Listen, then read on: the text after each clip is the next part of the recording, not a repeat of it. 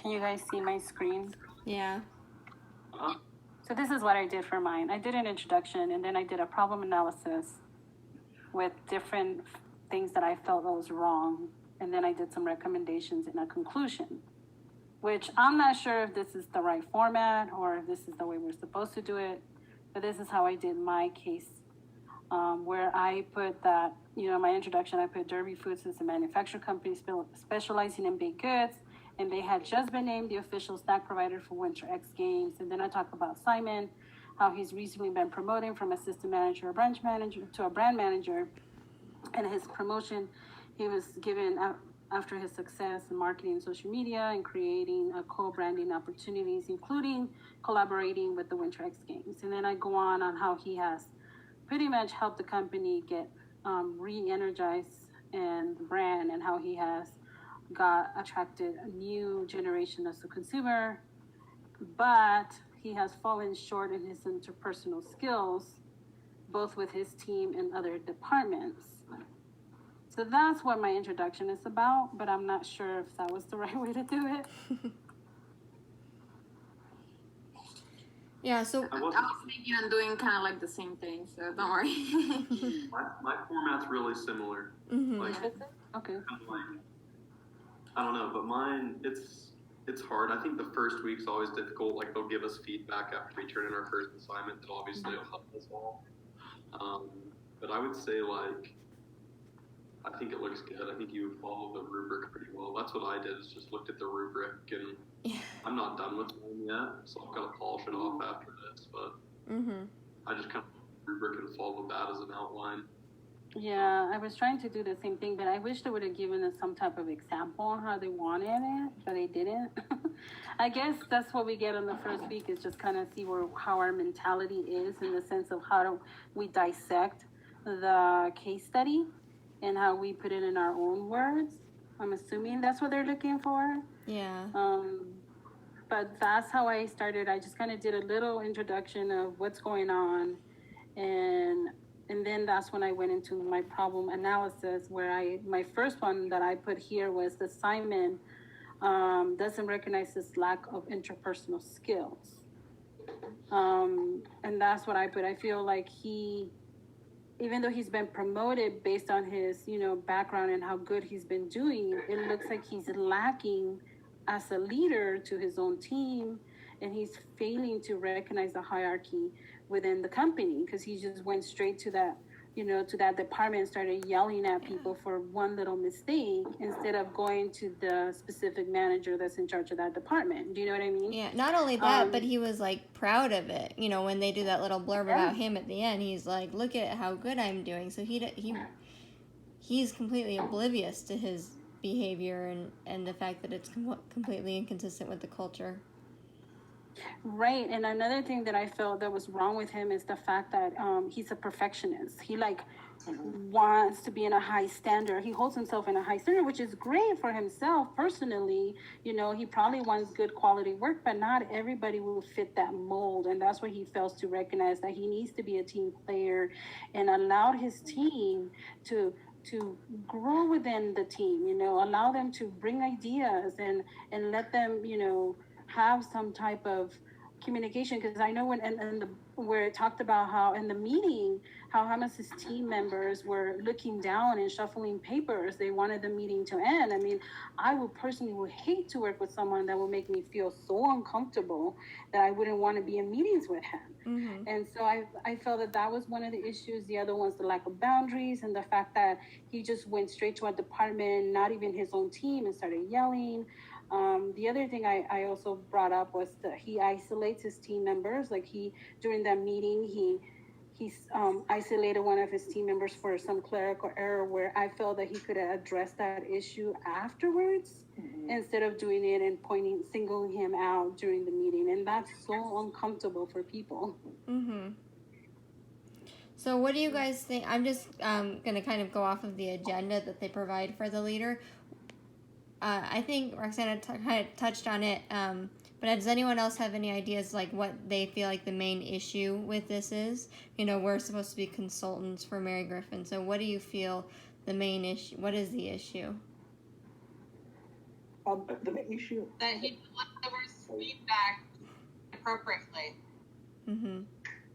He's also unaware of what he's doing, and somebody needs to let him know Mm-hmm. how to handle it appropriately. I agree. George, what were you gonna say? Oh, he muted himself. Oh, there he I is. know he was about to say something. Okay, so why is it important for him to why is this issue important to the company? Like, why is this something that needs to be fixed? Sorry, go ahead, George. Oh, it's okay. I think it's a problem to the company because it's affecting the productivity of the company. For example, the fact that like his team members like looked down and could not wait for the meeting to end shows that they're not really motivated to work hard. So that will have like an overall like bad impact on the production of the company. Mm-hmm. That's a good point. Yeah, go for it. I think Simon, like, he has good intentions. Mm-hmm. Like, wanting to produce, like, a good product is, like, that's the goal. And to be profitable is the goal, but I think he expresses those intentions in an inappropriate way. So rather than, like, I noticed something, I'm trying to remember where it was. I think it was in the Harvard training that we went through that slideshow. It says, like, catch somebody doing something right rather than wrong. Mm-hmm. And so, like, even though there's error with the size of the X on the label, that still means everything else on the label is perfect.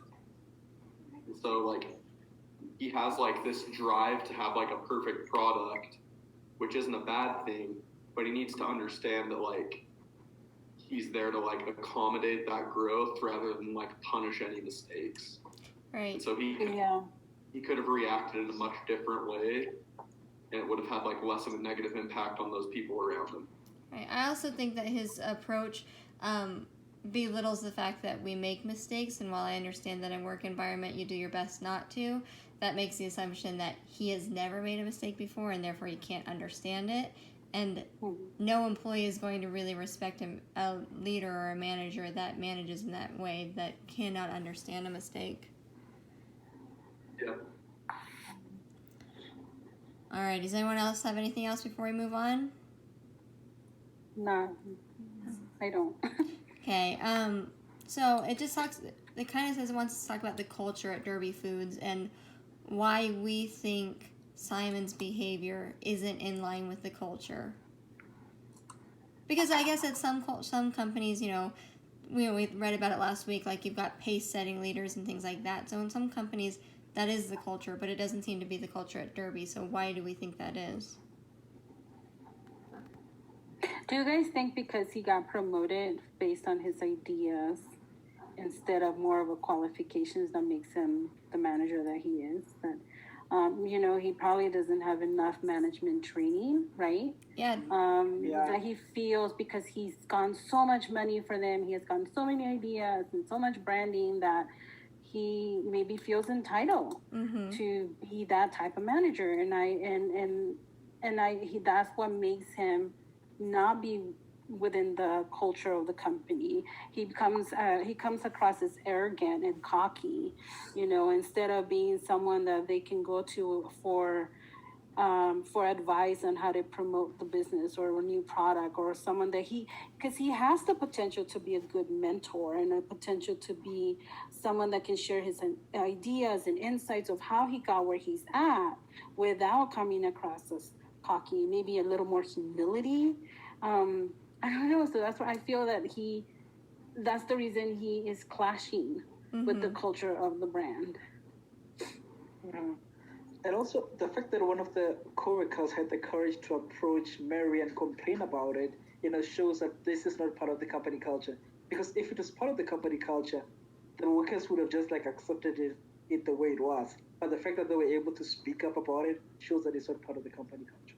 I agree. I agree with you, George. I agree too. All right, so what do we believe Mary's role is in establishing the culture? 'Cause she's got a vice president position. I don't remember. She's vice president of. I had the case up. Consumer product. Consumer products. Yeah. Thank you. So what do we think her role is in shaping the culture and establishing the culture?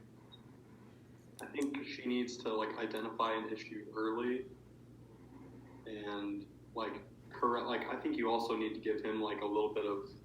You can't like directly go at him because since he's so direct, you can tell like his personality is going to be so aggressive and so strong that her role is to like correct his behavior. And I think that probably is just by saying like stating overall the company culture and telling him like if you have to kind of fall in line with these principles of not losing your temper and skipping through the command chain.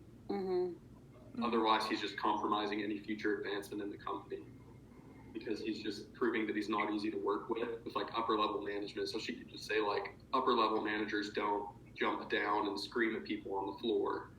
Right. And just kind of help them understand that, like the general structure. So it says, how is she supporting the culture?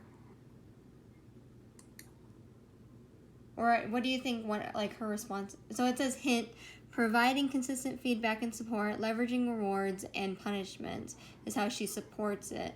And then she works against it by allowing inconsistent behavior and delaying a response to issues, which I think kind of feeds into what George said, where it's like if somebody felt comfortable enough to go to her and say something about his behavior, that's obviously part of the culture, which means that typically when things like this happen, they seem to get corrected relatively quickly based on the timeline between when that incident happened and when the complaint occurred. So the fact that she was in that one meeting and allowed him to reprimand his team member in front of everybody, she should have corrected it then because that's in line with the company culture. She could have corrected it then, but I think she was hoping it was a one-time thing, I guess. I agree. And then until John Shelbourne, the director of production, brings it up to her, that's when she remembers that incident in the meeting. And at least that's what the article kind of explains, how this was brought up. And she thought about that meeting, which if at the end of the article, that's when her assistant calls him to schedule a meeting like the following day. So she is on top of it. It's just maybe, I don't even know why she even allowed that person, Simon, to get away with what he did. But as in the article point out, it was she thought maybe he was just trying to assert himself as the leader and allowed him to do that. And sometimes as managers, we have to allow one of our employees to kind of fall before we can help them. And I think maybe that's what she did, is allow him to kind of fail in that sense so that way she can go back and have him correct that. I feel that had she stepped in, she was marking him out. So I think that she probably didn't.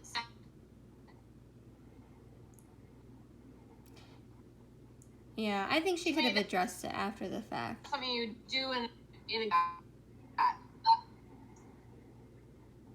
right. I guess I think it was like a fighting match in front of anybody in front of other people.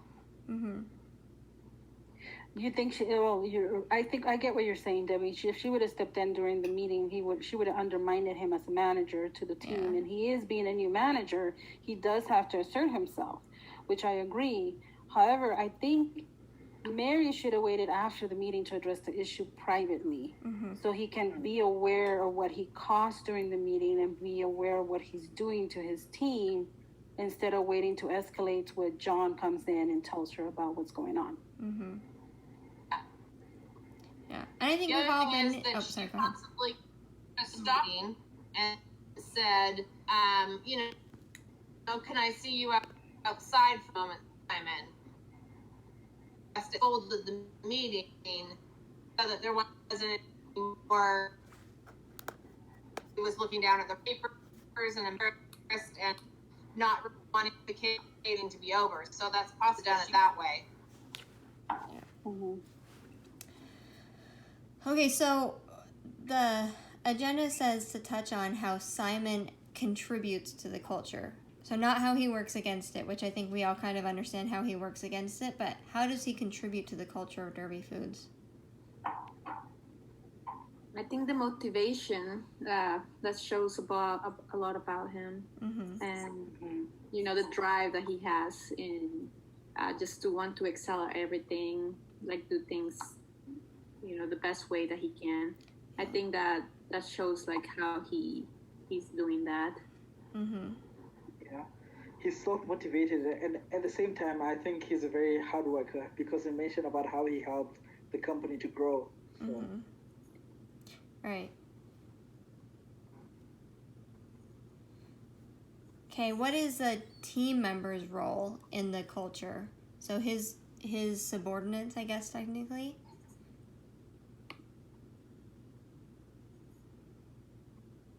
Well, I mean, if we go with what happened in the meeting right now, their culture is pretty diminished.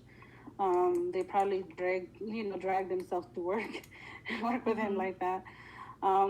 Maybe they're not, obviously it's a negative environment for them when they're dealing with someone that just got promoted as a manager and trying to assert themselves, but also that perfectionist attitude that he has, and what he expects from them, and to go above and beyond when sometimes they probably just want to go to work, get their job done, and go home.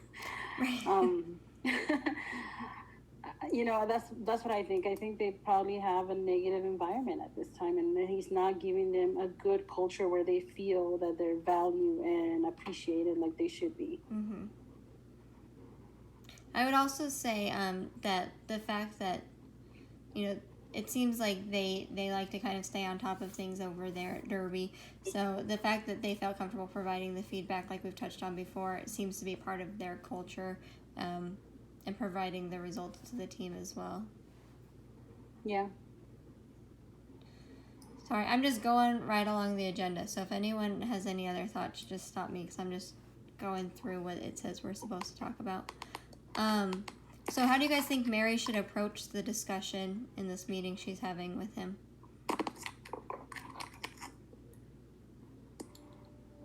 I think first she needs to point out like the good things that he brings to the company, like all the efforts he's made, but then after that, then just kind of say like, I noticed you did this in the meeting and that's not really according to the culture. I don't know, that's what I think. What do you guys think about that? I think it's also important that Mary tries to find out Simon's intent, like what was his intention behind the whole thing. Because communication is very broad, and for example, even in the case of Mary and Simon and the other co-workers, they could be coming from different backgrounds, different cultures, and that involves different ways of communicating. So if he tries to find out what his main intention was, then that will help it to be able to address the issue. Yeah, and like we saw in the case study, he says at the end, look at how great I'm doing. I've got my team in line. Everybody's listening to me. Like, how he feels like he's communicating is he thinks he's being effective. So I think you're right. The intent is everything. We just need to rechannel his intent into a different form of communication, a different dynamic. I think that goes into him not recognizing the lack of interpersonal skills too. Right, I agree. Yeah, and you mentioned that earlier. Absolutely. Okay. Sorry. Kind of talked about that. How do you guys think Mary can best reinforce the culture in that meeting and also with the other team members to let them know that she's kind of got their best interests at heart? Like, I don't think it's necessarily appropriate for her to go and say, all right, I've handled the York situation, everything's under control, but at the same time, something kind of needs to be done to let them know. And is it just in his response and him learning from that meeting? Is that enough? I think it would be better for her to do it more in private with him, and allowed him to gain the trust from his team members. Mm-hmm. And respect from his peers, like other departments, because right now the lack of respect and trust has been broken, and she has to allow him to do that. If she steps in and does it for him, that kind of takes away the point of him being the manager and kind of undermines him. Do you think so? She has to allow him to work on that. Do you think she loses any credibility with the other team members if they don't see an immediate turnaround from him or immediate change in attitude? Then do you think that there's this thought like, well, I went to Mary with it and she said she was going to take care of it and obviously she didn't? Or do you think that we're supposed to have the understanding that she's already developed that credibility? Does that make sense? Fascinating question you just asked. It's kind of like hard to judge from this point, but I think it will be very important for Mary to be able to go back to whoever reported it and to give feedback. Like, you came to me with this problem, and this was the turnout. Maybe not give too much confidential information, but just give like kind of like a wrap up, like a summary kind of thing, right? So the person can know that their management took care of it. Everything is under control now. Mm-hmm. Oh, so you're saying to go back to John, the director of production, that brought it up? Mm-hmm. Tell him that she take care of it? Yeah, just so you know, it's like feedback. I think feedback is always important. Mm-hmm. Yeah, so you don't feel like it's a sounding board. Oh, sorry, go ahead. I'm sorry. I think she should tell him, like, feel free to come back to me if there's any more issues. Mm-hmm. And, like, obviously, it's not her job to be, like, everybody's babysitter. But there should be, like, an element where she can just say, like, if there's any more issues, feel free to let me know. And generally, that's, like that'll be good enough. If she just says, like, oh, I've talked to him, we discussed a few things. He's going to, like, try better, and then let me know if anything else comes up, just so she can kind of, like, also show, like, that culture is, like, openness as well, being able to go talk to her. Mm-hmm. If there is an issue. Mm-hmm. I think the fact that she, in the article, she kind of has already established that culture, because he would not have automatically approached her if there was no issue. Do you know what I mean? Obviously, she has that open door policy where he can just come in and be like, hey, Mary, this is what's going on. You need to address it, and know that it's going to be taken care of. I don't think she necessarily has to go back to John, but I do agree in regards that she took care of it. But I do agree with Tate that she has to let John know, like, hey, if any other issues is brought up, please let me know. Mm-hmm. Not necessarily discuss what her and Simon talked about.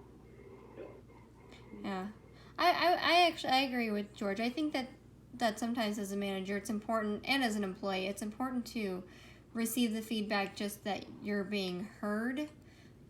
But you don't need any additional information. Just like John said, just I've taken care of it. And, as everybody else has said, please let me know if there's anything else. I don't know that you need anything above, like, this is specifically what we talked about. That's obviously all confidential. But I think that as an employee, it makes you feel valued to know that you raised a concern and it's being heard. Yeah. I mean, I don't know that it's a necessity, and I guess that's why it's a discussion question, because they want us to discuss it. So then it just says, describe the principles of effective feedback and how it applies to this situation, which is mainly that entire PowerPoint presentation.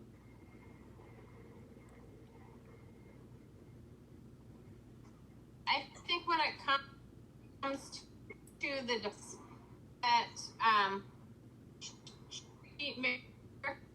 make it clear that each department head is over their department, that you can't just go talking to that department. Right.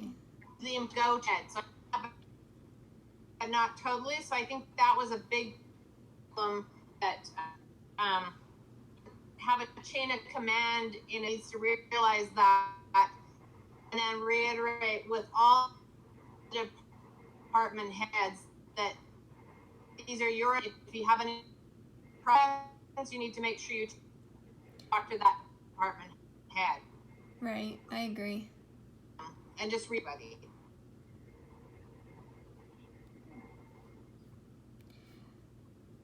So who on here is here from Pathway, and who is like a student at the campus? I'm on campus. On campus, okay. Campus. So I know in Pathway, and I'm assuming it's on campus too, but they talk about like giving feedback with 3 positives and 3 negatives, and they don't really discuss that in the PowerPoint at all. But I am a manager, and frankly I hate it. It's not what I wanted to do, but I try to use that all the time in my evaluations, like not necessarily like the compliment sandwich, because I feel like people see that coming a mile away. Like when you give them the compliment, they see the criticism coming right after it. But people want to know that there's more than just bad things happening. Like they want to know that some of their work is above average, or meets expectations, exceeds expectations. They want the 3 positives with the 3 negatives.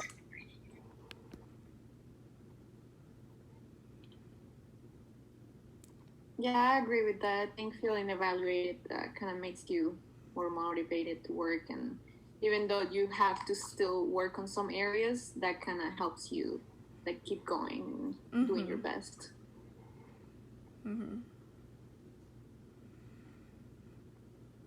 All right, any other principles of effective feedback and how it applies to this situation? Hard though when you hire.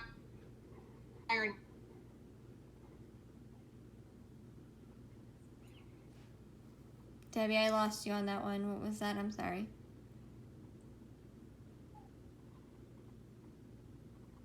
Can't hear you, Debbie. Hire people and to give feedback. Now we can. It's hard. It's hard when you hire new people and they're not taking in what you need or those kind of things. So it's very hard to give them positives and give them negatives. I haven't mastered that yet. I'm right there with you. I've got somebody that now she's been there for me for a year, and I feel like I'm still in that phase where I'm like, I want to say positive things, but right now I just need you to do things the way I need them done. And then once we master that, then we've got the positive and the negative.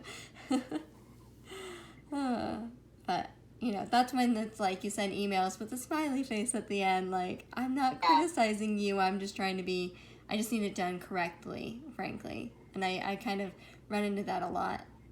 Where So you want more quality of work than anything else. Yeah. Right. Sometimes it's the way you approach the situation too. I think Mary, in this case, she obviously has to have a really honest talk with him and kind of maybe give an example of where she's handled situations in the past with other, with her teams and before maybe she became a VP. Kind of give an example of how he's done a great job in getting new consumers and helping the brand get out there more with his social media skills, and kind of give that positive feedback, but at the same time be more direct in the sense of how showing him the importance of building a team and building a strong foundation and trust, not only with his team but with his the other departments. Her maybe committing to coach him a little bit and maybe ask him to do read some books and regarding to become a better manager. Maybe ask him to go to some classes to be a better leader, and kind of especially getting better communication skills and interpersonal skills where he's able to read his team and use that passion that he has currently and put that emphasis on building that team that he can that he needs so he can gain the respect back. I agree, and I think that there's a way that she can approach it. Like you were saying earlier, maybe he got this promotion because of his skill, so he doesn't really have managerial experience. And from that, she can kind of play into it and say, and make it relatable. We've all been there. We've all had to learn. And I think you're right. Examples mean everything. I mean, we talked about that before with our case study before everyone else got on. It was like, we didn't really have an example. I mean, there were a few different articles given to us or references given to us to give us direction, but we all got on and said we didn't really know what to do. Yeah, ours kind of looks like that, and so the value of an example is immeasurable, I think. Yeah, I think she can do so much, especially because she's a VP. She has probably tons of examples that she can use to kind of relate the message across to him so he can kind of get where she's coming from and see a different perspective. And maybe that's the only way she can probably start coaching him. And then the other thing she can do is follow up with him, see how he's doing, see what he's done to help bring the morale in his team up, and how he can get them motivated and have the same passion and drive that he has without being so perfectionist. I agree. All right, that's pretty much it. Does anybody have anything else they want to add, or any closing thoughts?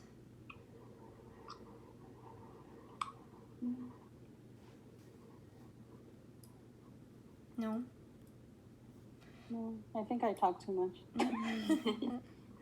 No, it feeds the discussion. It's good.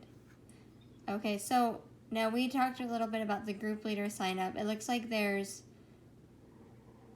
11, well, not quite. There's lesson 3, which is this one, and then we did a sign up for 4 and 5 already, right? So Tate said he'll do next week, and Lena will do the week after, and then George the week after, and then I'll do the week after that. And then we got all the way to November 6th when Debbie takes over. Okay. Sounds good. Do you want me to email it to you? Yeah, if you email it to me, and then we just have Okay. a couple more lessons after that need to. It doesn't go all the way through the end, and it skips lesson 11, so we don't meet every week all the way through the end. But if we can get it uploaded, or if you can email that to me, we can just rotate again and start from the beginning, and then I'll get that submitted Yeah, we and can email do that that to everybody. Yeah. Alrighty. Well, that's it for us then. So we will meet next Tuesday night, and Tate's gonna get that going for us, right? Done. All right. Consider it done already. All right, awesome. All Thank you right. guys. Thanks, everyone. Good. Okay. Yeah, thank Bye. you. Bye. Bye.